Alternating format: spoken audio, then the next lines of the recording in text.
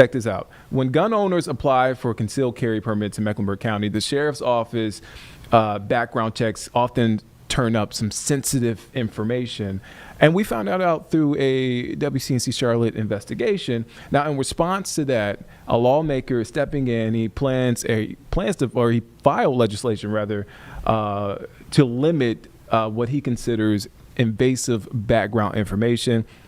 And ladies and gentlemen, this is where I bring in WCNC Charlotte's Nate Morabito. How are you doing, man? Hey, Nick. Good. How are you doing? Yeah, so we talked about this story this morning. You came up to me about what's happening. And I don't know if you saw my jaw hit the ground. I did not know this was happening. I guess first, what's new with this legislation? You talked to a lawmaker who filed this legislation. Yeah, so I'll hold it up so you guys can see it. This is the bill that was filed just yesterday here in North Carolina. And essentially, it is going to close a loophole, a vulnerability that in the past has allowed health providers, hospitals, treatment facilities to hand over medical records as part of the background check process. When we did our investigation, there was information that would turn up in background checks about whether a person had a sexually transmitted disease. Wow. About whether they've had an abortion, how many kids they had, was it a natural childbirth, was it a C-section? And when I talked to gun advocates about this, they said this is invasive, this is irrelevant, it's unnecessary, because ultimately a sheriff's office has to decide, is a person capable of safely handling a gun so that they can conceal it and get a carry permit. And all of this they felt like was, over the top. It's just too much information. Why does that have to be delivered to a sheriff's office when they're deciding if someone should be approved or denied a permit? So this legislation would end that. It would simplify it. But let's take a listen to my original story first, and then we'll go more into detail. When you apply for a gun permit, the door is open for the release of your health records. When you sign this form, right then and there, you give the sheriff's office the right to review your history, so the agency can make sure you're capable of safely handling a gun. But sometimes those background checks also return sensitive medical records. A state lawmaker is now ready to close that door. Let me get a couple of earplugs in here. You have to protect yourself. People who do the right thing and follow the law so they can legally conceal their guns. Fire in the hole. I have to protect myself and mine.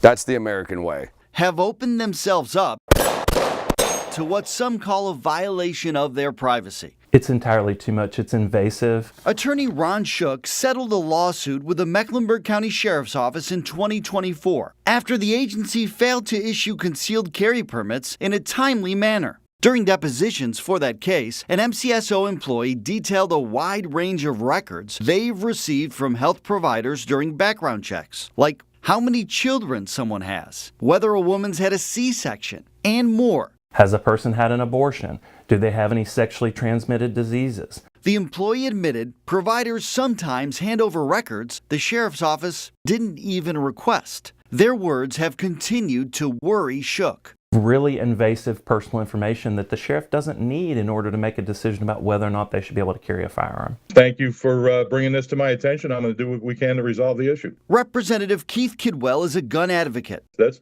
blatantly none of their business and should not be provided. The Eastern North Carolina Republican has sponsored legislation in the past aimed at eliminating the concealed carry permitting process altogether. Anything that goes beyond the necessity that the sheriff or sheriff's deputies would need to make that decision is invasive in my mind. Since permits are still required to this day, the lawmaker intends to file legislation that, if passed, would limit the kind of records sheriff's offices can receive during background checks. We've got to do everything we can to control that. For its part, the Mecklenburg County Sheriff's Office told us the agency has no control over what health information providers choose to send. In a statement, a spokesperson said sometimes hundreds of pages are sent. Other times, only a few pages. She added, even records from providers not specializing in mental health, such as an OBGYN, may be relevant. For example, discussions about an abortion might indicate severe depression or suicidal thoughts, raising concerns about the applicant's ability to handle a handgun safely.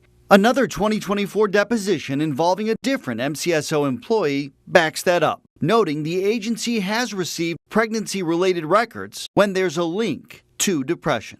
Two existing state laws seem to muddy this even more. One only allows for the release of records related to mental health or capacity. The other requires the sheriff to consider any physical or mental infirmity. Representative Kidwell hopes his legislation clears this up. Nate Morabito, WCNC Charlotte. In January. So this all started from a lawsuit that was filed and it was settled in 2024, right? Yeah, I mean, remember, there were major issues with the timeliness of gun permits getting issued in Mecklenburg County. There was this massive backlog. There were people waiting, physically in person to try to get their permits moved along. And then there was a lawsuit. And those depositions that you heard in that story, in those depositions, that's where we learned that some employees have said, sometimes health providers hand over loads of paperwork and say, hey, sheriff's office, take a look, see what's there. Maybe it's not relevant, but here's a pile of documents that may go deep into someone's history over something. And then before we even got to this point, we ran the story about people in active addiction recovery getting denied wrongly concealed carry permits. And through that reporting, we were able to find out about the need for some kind of change to protect people's personal information. Wow. And I mean, let's be real. He filed the legislation yesterday, Representative Kidwell. We started talking in December. You're going to file legislation because you hope you can get it passed. Yeah. He's been perfecting this over months now, trying to come up with the best version of a bill that he thinks will get passed. We'll see what happens. Now it's up in the hands of committees eventually, and then maybe the full General Assembly at some point. But the idea is that this is common sense. And what comes to mind, I think about, I was in Wake County at the time.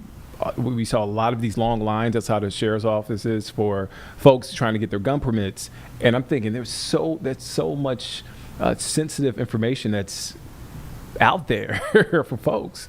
I mean, that's scary. Well, also the bureaucracy of it all. Yeah. If you hand over, let's say, 500 pages of my medical history, and you have to go through all of that paperwork to decide if I'm, capable of safely handling a gun, that's going to take a lot of time. The legislation that was filed yesterday makes it much more simple in this regard. Has someone been diagnosed with a mental illness by a medical provider? Health providers will say yes or no. If this is passed, a yes or no answer, and that is it. Then the sheriff's office gets that information, then they make their decision, right? Right now it's, hey, you can hand over all these documents if you like. You don't need to. You can hand over one document.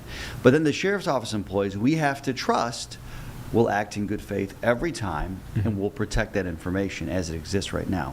They're not the ones asking for reams of medical history, but they are the ones receiving it sometimes.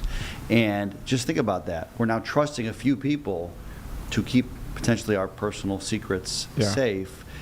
Is it relevant to me having a concealed carry permit? That's what it comes down to. And the truth is, I can have a gun in open carry, right? This is about concealing a gun. This is about people following the rules so they can have their gun and then they can hide the fact that they have a gun. And if you do that and follow the rules, right now there is a potential for sensitive information to be shared with the sheriff's office. This legislation would change that.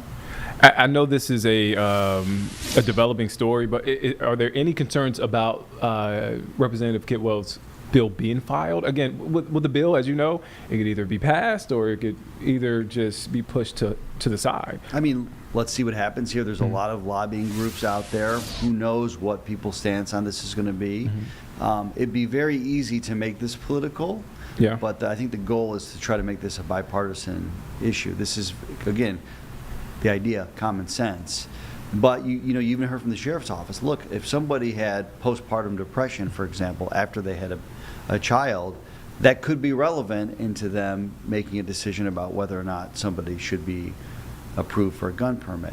The idea here, though, is now we're going to trust the medical professionals to say, has somebody diagnosed this person with a mental illness? And if the answer is yes, they'll check the box and then move to the next step. And of course, you can appeal it if you're denied at some point too. Will there be a perfect solution? I don't know. I mean, is there ever a perfect solution? There's always going to be some kind of evolution going on. to try to get things just right for where we are at this time in our history. But this is the first step. Now it'll be up to lawmakers to make decisions about it, if they even want to move it out of committee at some point. But I think the idea is that this is something that is much simpler than it is complicated. Right. Yeah. And yeah, sounds on its face a little safer, a lot safer. Well, it's safer in Yeah. what way, though, Yeah. right? Yeah, Safer yeah, for you're my right, you're personal right. information, You're but right. you may have some people that say, is this safer for somebody getting a gun Yeah. permit? I don't know the answer to that. Our idea when doing these stories is to raise Mm-hmm. concerns, expose problems that need some kind Mm-hmm. of discussion, and look for potential solutions. There usually is some middle ground. Yeah. Right? There is some middle ground here. Do you need to know if somebody has a sexually transmitted disease if they should own a gun? I think most people would say, no, how is that Yeah. relevant, right? That is very personal information to people. And so will this be the middle ground? I don't know, but I can tell you, we raised the problem.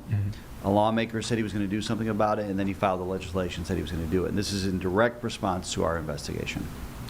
Well, Nate, thank you for this. And you can check out Nate's story from January right now on our website and on WCNC, the news app. And Nate, will you be on later on the later shows? Yes, we should Okay. have an update on at 11 for this story. I'm going to Yeah. be on TV tonight at 6 for a different story about Okay. federal spending cuts that are impacting the refugee community here. Busy day. Nate, thank you for your time, man. Appreciate All you right. having me here.